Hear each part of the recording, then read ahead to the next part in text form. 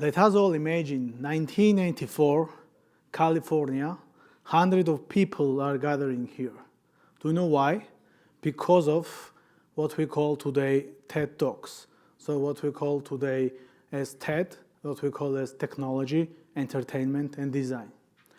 Now, let us all imagine the same year, East Europe, between Black and Caspian Sea, beautiful country, very ancient one, statehood of 3,000 years, which is called Georgia. And unfortunately, in that time, in the 90s, there was no technology in Georgia. There was no time for that. Why? Because Georgia had the only struggle within the Soviet Union, which was called struggle for democracy and struggle for independence.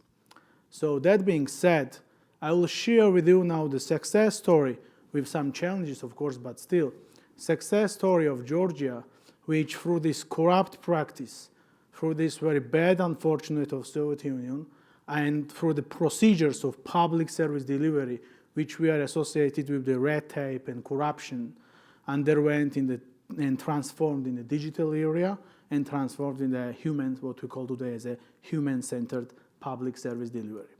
So the ones who has been in Georgia, I think all of you probably know so-called public service halls.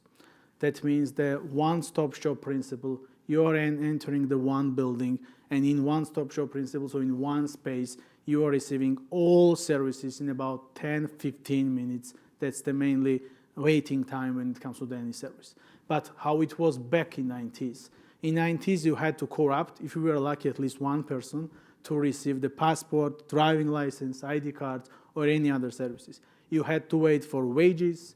You had to go to different institutions, if we call it institutions by that time. So that was the corruption and different challenges and struggles to get even the services which you are entitled to, which we have as a human beings, right, and even the obligation sometimes. But how it is now, as I said, in the one-stop shop principle, in one building, you are entering the building, and no matter which service you need, it's passport, ID card, it's any civil act, registration, divorce, marriage, child adoption, what we call sometimes, joking, whatever is in between of birth certificate and death certificate and in between. So every services you can receive in about 10-15 minutes. And by the way, you can have a coffee also at the same time in the same building, which we call as the Just Cafe. So you order a coffee and the passport at the same time. But how we managed it? We managed it, of course, through the dedication, through the strong will, human and financial resources to make it happen.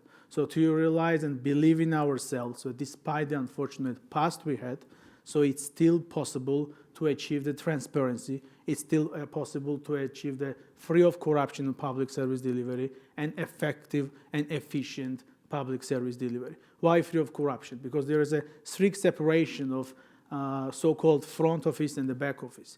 And the citizen has no interaction with the back office at all.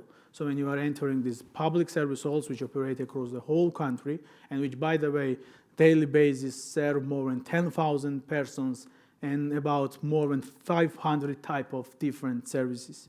So when you are entering as a citizen the building, you have interaction only with the front office, so the ones who are actually receiving your request about the service, and then they are delivering to you the service. But the citizen has no interaction with what we call the back office. So that's the office which is actually making decision on about any legal, procedural aspects, about the legal issues, whether the service has to be issued or not, whether to print the document or not to print. So there's a strict separation between back and front office, and citizen has no interaction with the ones who are actually making the decision and doing the job in the legal and procedural aspects. So I had the privilege to be the chairman of that back office, which is called the Public Service Delivery Office, and I've been involved in this public service delivery reforms in the process in Georgia. It has to be as one of the sustainable reforms and one of the most important and eruptive reforms ever made in Georgia and still continues.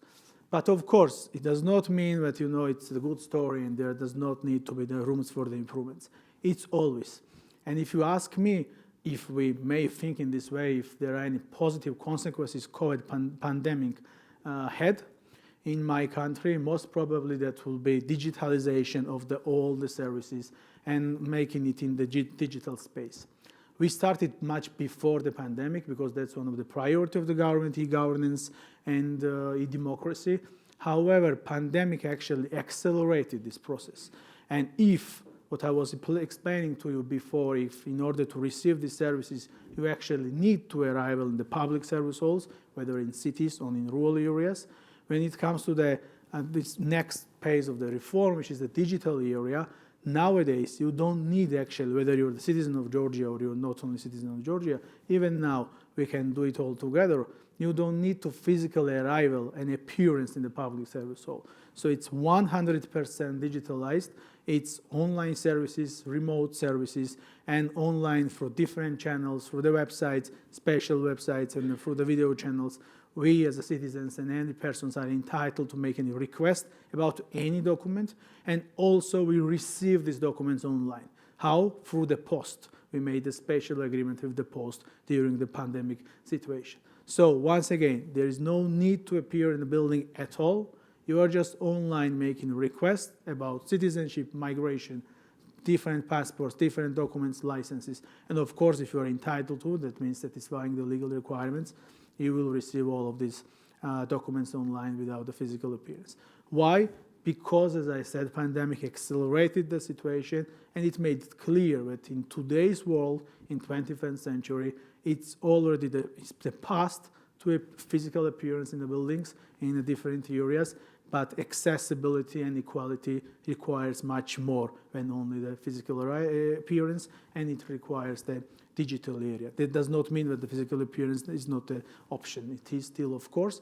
However, we are moving in that direction, which we call as expanding and advancing e-governance and e-democracy.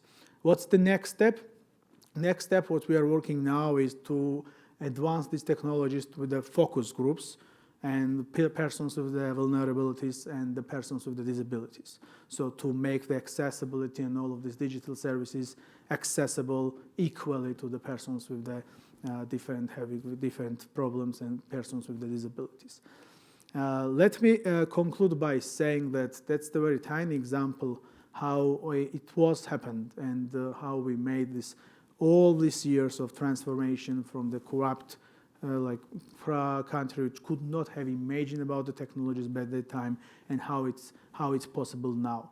But it does not mean that, of course, that there are no challenges. It does not mean that there are no rooms for the improvements. It's always because that's the sustainability which matters, and that's the continuous daily basis efforts which matters, especially take in mind that 20% of my country is still occupied by Russia, and the only way to survive is to, by all means, keep move forward to advance democracy, keep move forward to advance and enrich rule of law, democracy, accountability, and transparency in the country. Thank you.